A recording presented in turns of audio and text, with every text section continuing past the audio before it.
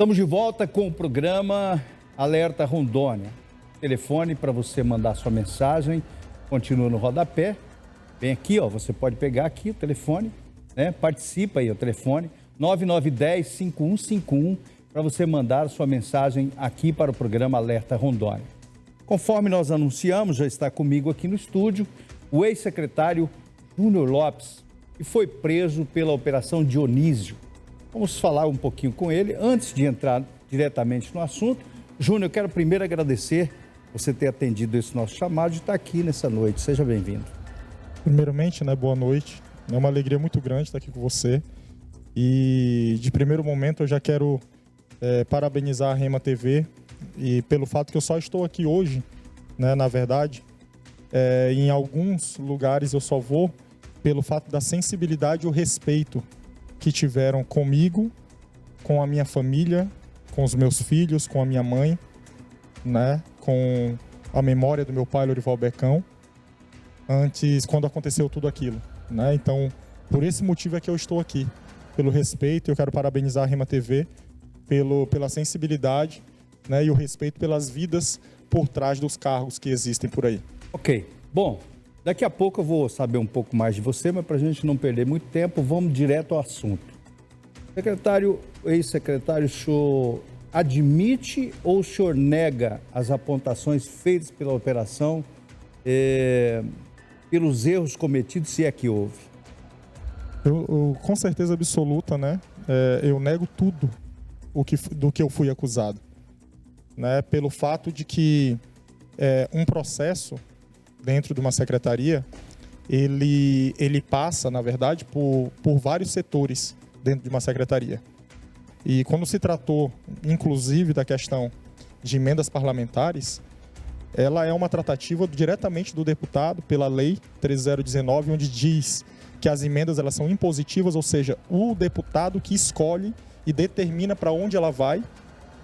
No próprio ofício do deputado diz para onde vai, o que fazer e qual valor, E quando entra dentro do Estado, do Executivo, ele vai pela Casa Civil. É o primeiro local que entra o recurso de emenda parlamentar do deputado. E depois disso, ela é tramitada dentro do governo até chegar na Sejusel para o seu fim.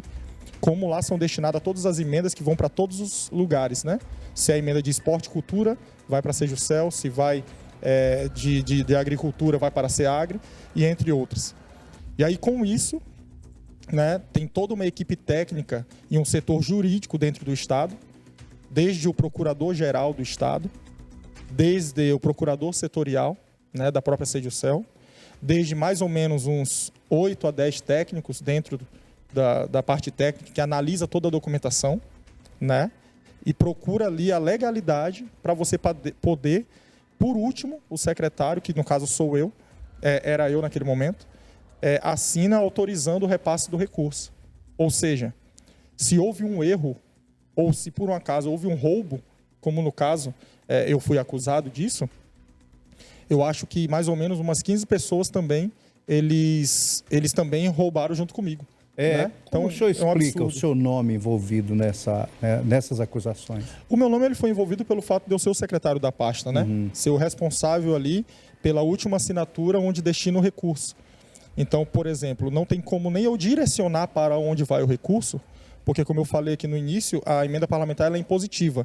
A tratativa é diretamente do deputado com a associação lá. Funciona assim. A associação chega na porta do deputado, bate na porta e fala que tem um evento para realizar, seja em Porto Velho ou qualquer lugar do estado de Rondônia.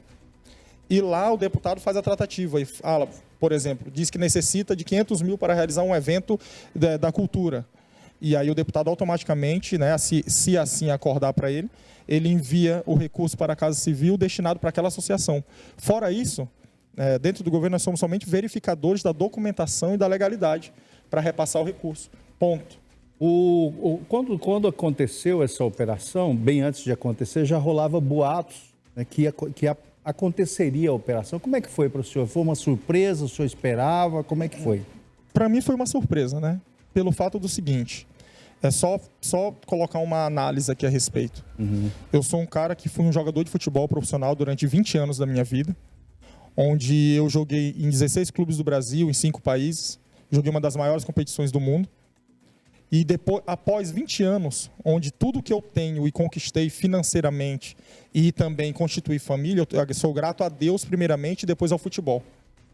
E no determinado momento, quando eu retorno após 20 anos de carreira para o meu estado, quando eu sou filho do Lorival Becão e da dona Roseli, onde eu honrei a minha família durante esses 20 anos, com respeito, integridade e honestidade em tudo que eu fiz, e tudo que eu fiz pela minha família também. E depois disso eu retorno após 20 anos para o meu estado, infelizmente, após a morte do meu pai, do Lorival Becão, onde por ele que eu realizei o sonho de ser jogador de futebol. Quando eu chego aqui, eu infelizmente fui entregar a medalha de campeão, que o último país que eu estava era a Tailândia, onde eu tinha sido melhor jogador do ano, campeão e melhor jogador da liga. E eu entrego a minha medalha para o meu pai no cemitério, onde eu decido, Júnior Lopes, decido encerrar minha carreira como jogador de futebol profissional. Eu tenho aqui 2 contratos, inclusive, que está aqui comigo, onde em 2017 o meu salário era de $165 mil o ano no Irã. Está aqui os 2 contratos. E no ano de 2022, isso eu estou falando de 2017 até 2022 agora, que foi quando eu retornei para o meu estado. No ano de 2022 eu tinha um contrato também de $120 mil o ano, certo?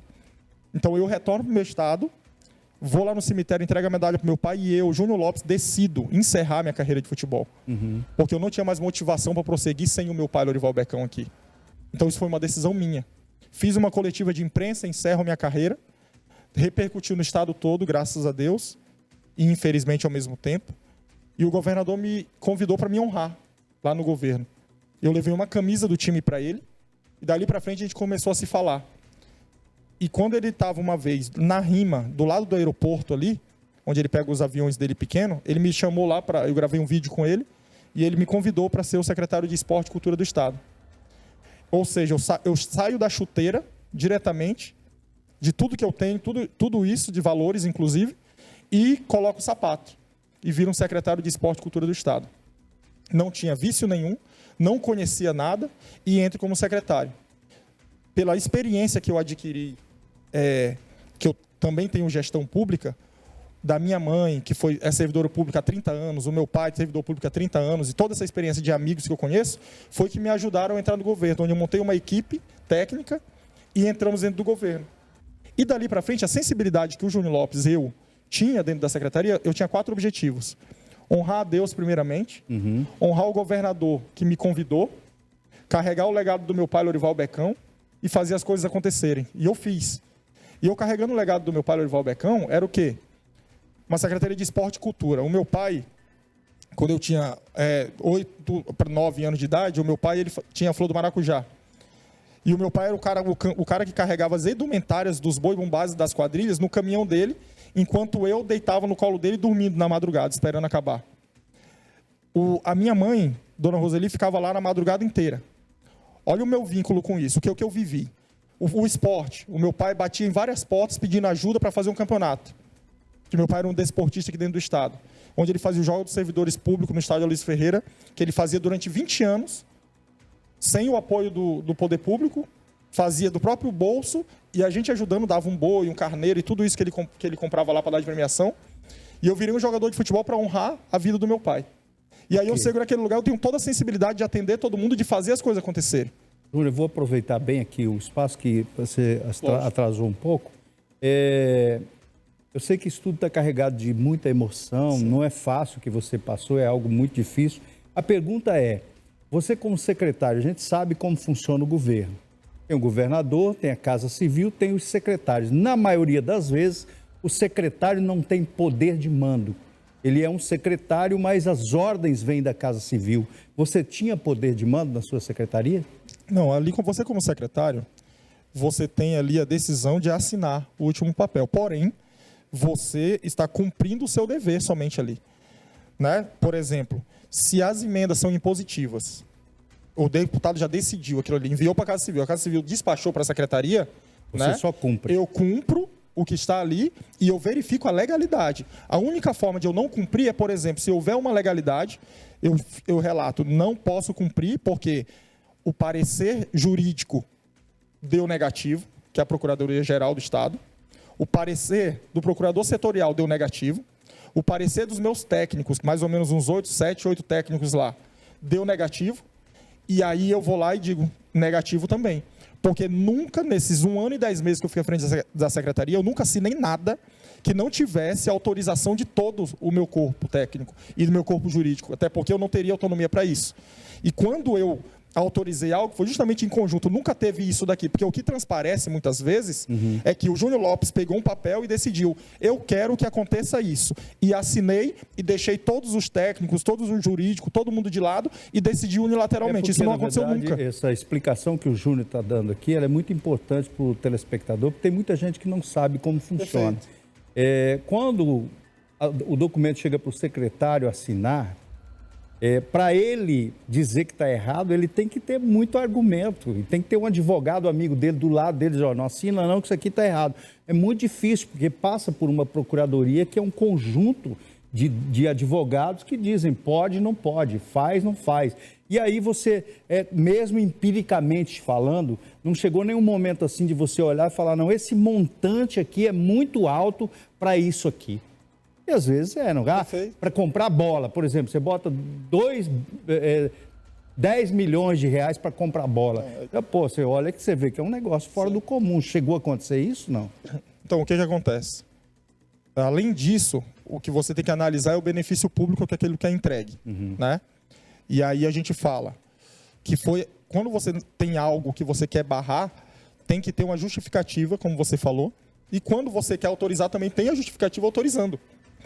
Então, se tem um embasamento legal para aquilo, não tem por que eu chegar e dizer, eu acho que é alguma coisa, eu tenho que estar em embasamento para aquilo.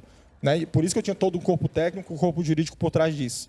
Então, não chegou em nenhum momento para mim algo imposto dizendo vai lá e faz de qualquer jeito. Até porque não pode. Teria que ser 10 ou 15 pessoas errando junto comigo.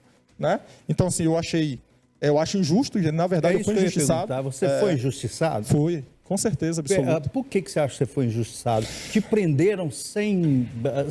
Eu acho que não havia necessidade de te prender, te prenderam. Foi injustiça que praticaram com você? Injustiça, com certeza. Tá?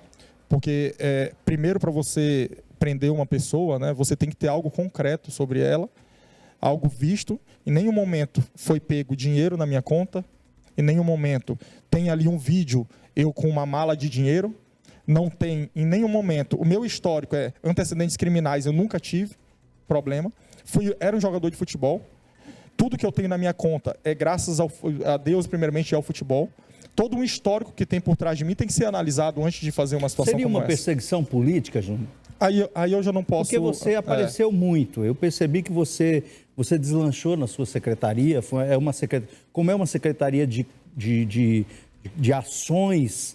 que todos os dias são demandas que o Estado precisa, você cresceu, deslanchou muito. Você acredita que pode ter sido isso? Você acredita nos órgãos de controle do Estado? Eu acredito nos órgãos de controle do Estado, sim. Né? Respeito todos eles, né? Ministério Público, Tribunal de Contas, Tribunal de Justiça, todos eles eu acredito piamente, respeito muito. Porém, somos seres humanos, né? E seres humanos muitas vezes cometem erros. E eu realmente fui injustiçado em tudo isso. Você confiava plenamente na sua equipe? Sim, confiava. Você acha que você foi usado em algum momento? Assim, eu confiava na minha equipe, confiava no meu corpo técnico, tudo isso, mas porém, lógico que dentro de um governo você tem as traições, né? Então eu fui traído também. De onde vem essa traição? Traições de onde você menos espera, né? Então, assim, de perto, de longe, de dentro do governo. Então, assim, de dentro dos lugares ali onde você está cercado, você vive cercado de pessoas o tempo todo. Então, muitas vezes você tem traições que acontecem com você que você nem espera que iria acontecer, né? E acaba acontecendo. Júnior, e você fica injustiçado nesse momento. Vivendo tudo que você viveu, eu sei como... Imagino que pode ser isso. Tem vários amigos aí que foram presos e depois ficou provado que era injusto, a prisão era injusta. Você gostaria de citar algum nome de alguma pessoa que você acha, essa pessoa me traiu, eu confiei nessa pessoa me traiu, ou por algum motivo essa pessoa fez com que você caísse onde você caiu? Assim, eu não queria expor, né, citar nomes dessas pessoas de forma alguma, mas assim, o que eu queria mesmo é que a justiça de verdade seja feita, né? De que as pessoas coloquem a mão na sua consciência. Mas para a justiça, você vai dizer o nome dessas pessoas? Sim, com certeza. Tem que dizer. Tem que dizer e vou dizer. Estaria assumindo. Justamente, vou dizer com certeza absoluta. Inclusive, na verdade, me colocaram à disposição e eu me coloquei à disposição ao mesmo tempo de todos os órgãos de controle para dizer o que for preciso para poder provar, como eu estou aqui hoje, para poder provar justamente e esclarecer tudo o que precisa ser esclarecido. Qualquer dúvida, por que eu acho que foi injusto comigo? A questão da prisão e a questão também da operação na minha casa. Né? Por todo o meu histórico, primeiramente, e segundo, que todas as vezes que eu fui chamado ou me perguntaram algo, eu falei sempre tudo. Eu deixei sempre tudo claro e tudo aberto para poder resolver. Então, para você pegar o seu telefone, para você entrar na sua conta e tudo isso, se tivesse me pedido assim, ó, Júnior, eu quero teu celular hoje, eu quero tua conta hoje, tudo, sem ter feito tudo isso que aconteceu comigo, eu teria dado no primeiro momento. Ô, Júnior, podemos dizer que essa investigação ela continua. Então, sim, outras pessoas serão citadas no processo. Não, já foram, né? Já foram citadas. Foram citadas, houve alguma delação, alguma coisa assim nesse sentido? Não houve, até porque a delação é para quem é bandido. Mas você vai citar nomes. Sim, com certeza. E delação é para quem é bandido. Eu nunca fui bandido na minha vida. Sempre fui honesto, íntegro, e tudo que eu ganhei foi com muito trabalho, né? Então, assim, então não houve nem uma proposta de delação para mim, não houve. Isso daí é uma fake news que soltaram, inclusive. Se você tivesse que falar agora aí para sua mãe, fala com a sua mãe, olha lá naquela câmera e fala com a sua mãe. O que você falaria para sua mãe? Eu falo para minha mãe o que eu falei para ela quando aconteceu tudo isso comigo, né? Eu lembro que eu estava sentado dentro do meu quarto e a minha filha de 6 anos sentou no meu colo, né? E eu abracei ela e comecei a chorar naquele momento. E a minha esposa lá do lado de fora junto com meus filhos. E quando eu estava saindo daquele lugar lá da minha casa, eu lembro que até um próprio policial falou assim, Júnior, levanta a cabeça, porque até Jesus foi preso, falou isso, né? Uhum. E aquilo ali, e quando quando eu olhei para minha mãe pelo primeiro momento, eu falei, mãe, deixa eu falar para a senhora uma coisa aqui. Eu falei para minha mãe, falei para o juiz e falei para todo mundo que teve à minha volta. Eu falei, mãe, a promessa que eu fiz para meu pai e para a senhora, que eu nunca iria entrar numa cadeia, ela continua de pé. E eu vou entrar dentro dessa cadeia aqui injustamente. E eu não vou sair de lá de tanta vergonha que eu estava. E eu disse para todo mundo que eu iria acabar com a minha vida. De tanta vergonha e de tanta indignação, revolta e injustiça que eu estava dentro do meu coração. E eu falei que eu iria acabar com a minha vida. Se não fosse Deus, primeiramente, a minha filha, os meus filhos, a minha esposa e a minha mãe, eu teria acabado com a minha vida dentro da cadeia de tanta indignação e revolta que estava dentro do meu coração por tudo que eu vivi. Então, o que eu falo para minha mãe é isso. O que eu mesmo falei para ela naquele dia. O seu filho é honesto, é íntegro, é honrado. E o que a senhora me ensinou, junto com meu pai Lorival Becão, que o que é seu e nunca mexer nas coisas de ninguém. O seu filho levou por toda a minha vida. Eu, com 13 anos de idade, eu saí de Rondônia e vivi a minha vida toda fora daqui. E eu nunca lhe dei um desgosto sem a senhora estar vendo. Imagina aqui do seu lado, depois de 20 anos da minha vida fora, eu vim aqui, eu lhe honrei como eu honrei a vida toda e honrei o meu pai, Lorival Becão. E seu filho é honesto, íntegro e justo. Ok. Tem mensagem? Tem alguma mensagem que a gente poderia ler agora, pessoal? Eu sei que o tempo está corrido, infelizmente, eu queria conversar muito com o Júnior, mas é uma pena que começamos tão tarde. Mas coloca aí a mensagem. Sua família, eu vou até colocar o óculos aqui, porque a letrinha veio muito pequena. Júnior Lopes, o ser humano mais íntegro e humano que conheci na vida. Trabalhei 2 anos com ele. Viajamos o estado inteiro. Por diversas vezes vi ele doar suas próprias roupas a pessoas necessitadas em lugares onde paramos pelas estradas. Diversas vezes vi ele doar seu próprio dinheiro para comprar passagens para atletas. Um homem temente a Deus e com um propósito gigantesco, que cuidava das pessoas como se fossem da sua família. Infelizmente, algumas pessoas não acreditavam que pudesse existir alguém que fizesse o bem, sem querer nada em troca. Obrigado, chefe. Júnior Lopes, por todo o ensinamento sobre humildade e sobre servir o próximo, como o Senhor me dizia, maior é aquele que serve. Deus abençoe o senhor e toda a sua família. A Deise mandou uma mensagem. Um abraço, Deise. Obrigado pela participação. Obrigado. Segue, por favor. Tem mais? Obrigado do fundo do meu coração. Por favor, pessoal. Do fundo do meu coração. Tem mensagens no YouTube. Ok, não vai dar tempo de ler as mensagens. Não tem problema. Quantas? Tem 6 mensagens no YouTube para ele. Gente, é assim, ó. Infelizmente eu tenho que encerrar esse bate-papo. Júnior, primeiro quero te agradecer. Eu me coloco sempre no lugar da pessoa, sempre acho que a gente tem que fazer isso. A gente não pode julgar, a gente tem que se colocar no lugar. Eu vou comentar num outro momento, porque não dá tempo, mas eu gostaria muito de comentar esse acontecido com você. Júnior, obrigado pela sua presença aqui. Eu só tenho que agradecer, né, as palavras da Deise aí também, né, de toda a injustiça. Deus nos dará dupla honra, em nome de Jesus. E todo mundo que esteve perto de mim sabe do que ela falou e viveu isso comigo, né? Minha família, minha esposa e os poucos amigos que eu tenho à minha volta, e Deus, primeiramente, sabe de onde eu saí, quem eu sou e de onde Deus me tirou, né? Então, muito obrigado, primeiramente, pela oportunidade. Muito obrigado por eu estar aqui. Eu sou grato a Deus pelo privilégio de vocês me respeitarem daquela forma. E a Rema TV está de parabéns pelo trabalho que faz, íntegro, honesto e respeitando as pessoas à sua volta, porque tem famílias por trás disso. Júnior, eu vou deixar uma palavra para você. Quando Deus quer honrar alguém, Ele sempre passa pelo processo. Não tem como você chegar ao propósito sem passar pelo processo. Eu espero que tudo que você está passando seja um processo para alcançar um propósito. É o que eu espero para você, tá bom? Obrigado. E Deus te abençoe. Vamos para o intervalo, gente? Vamos para o intervalo, a gente volta já já.